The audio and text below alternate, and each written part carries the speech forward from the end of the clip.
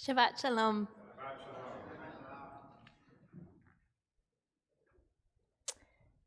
Ever since October 7th, I've been living in an anxiety-driven, doom-filled stupor. I wake up in the morning, the first thing I do is I check my news apps. I check my news apps obsessively, compulsively throughout the day. Anytime there's a pause, I'm instantly on my phone looking to see what's happened, terrified that something might have happened that will rock my world the way those horrible attacks did. At night, I go deeper. I doom scroll. At night, I search out any article I haven't yet read. I look for testimonies, narratives. I scroll through Facebook. I look for stories. At night, I give myself permission to feel the pain. We sleep trained the baby, finally. Thank goodness he mostly sleeps through the night now. But I'm still waking up every couple of hours, just to check, to make sure the world's still mostly the same. Every morning, Solomon and I have the same conversation. He says, "It's not good for you to marinate in all of this." And every morning I say to him, "But I have to know. I have to know what's going on. If I don't read my news apps compulsively, how will I know? Things like that in Oakland, California, they're staging a teach-in where they have curriculum, where they're teaching kindergartners that I is for Antifada, where they're reading a book that reads, I is for Antifada, Antifada is Arabic for rising up for what is right, if you are a kid or a grown-up. If I don't read the paper, how would I know that 93 lawmakers refuse to acknowledge that anti-Zionism is anti-Semitism?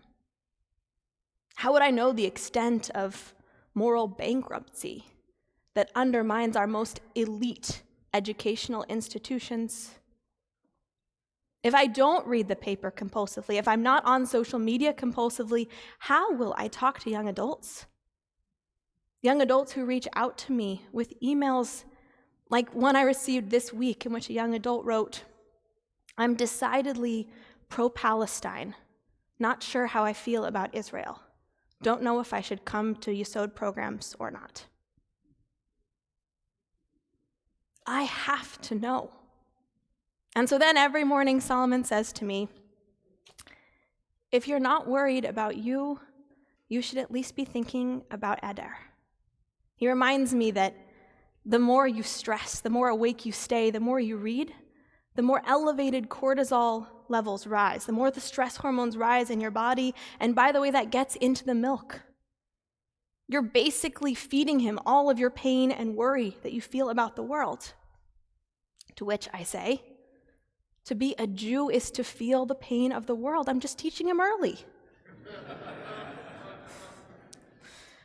But then my body started to vote.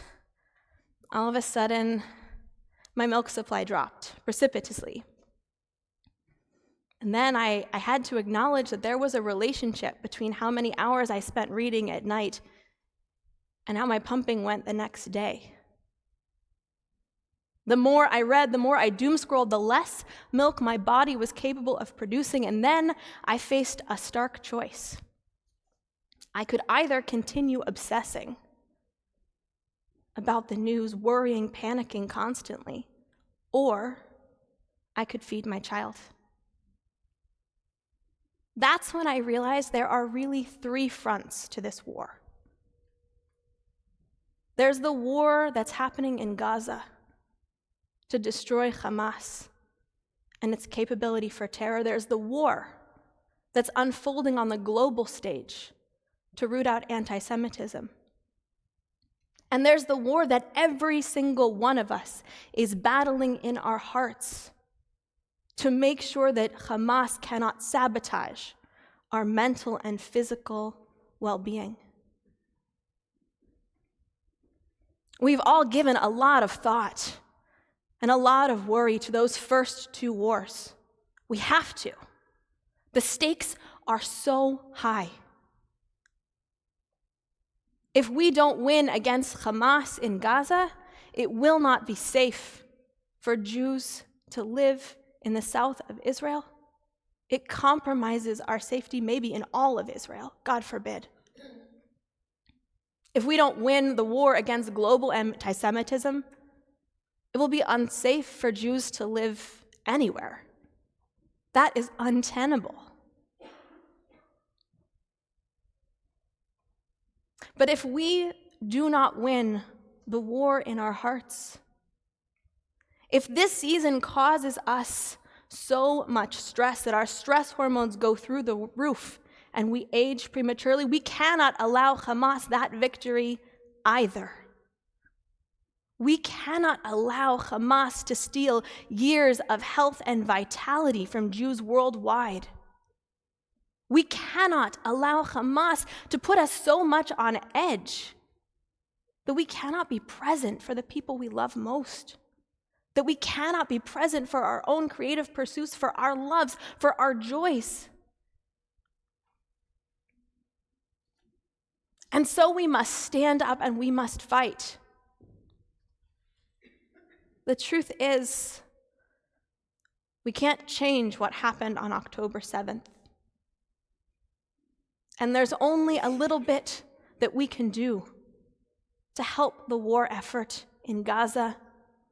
We have limited capacity to fight against global anti-Semitism. We have to work as hard as we can. The one war in which we have total control is the war over our consciousness and attention. On that, we must stand strong.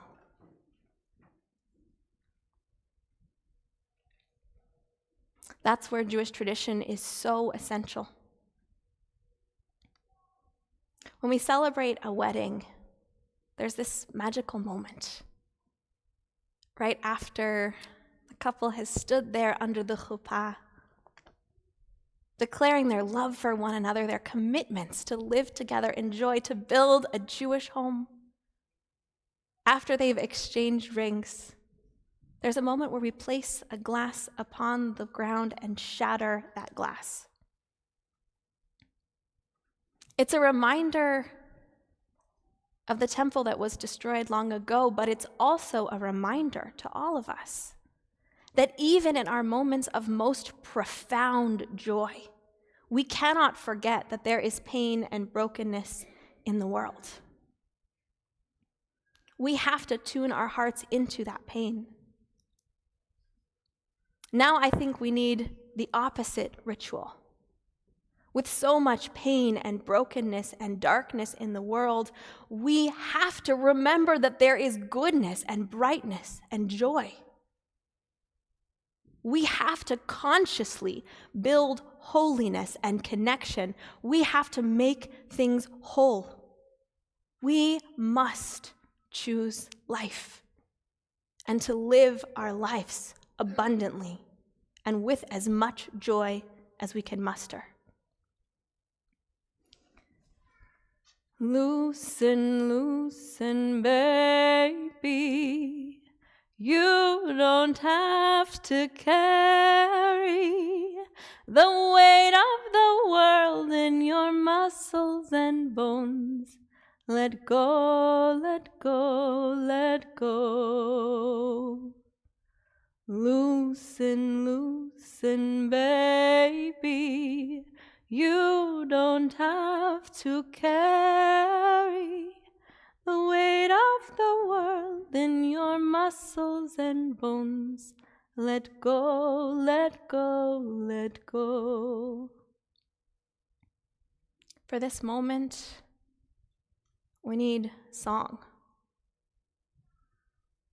We need to take the time to savor what we have. We're going through our day, we're rushing through life. If there's a spark of joy or blessing, we need to stop and take the time to really appreciate it. Zoom in on that joy. Expand on it. Be present for what the universe has provided. Oh, open up. It's time to open up our photo albums, our journals, to take time to relive the beautiful memories that we've already experienced.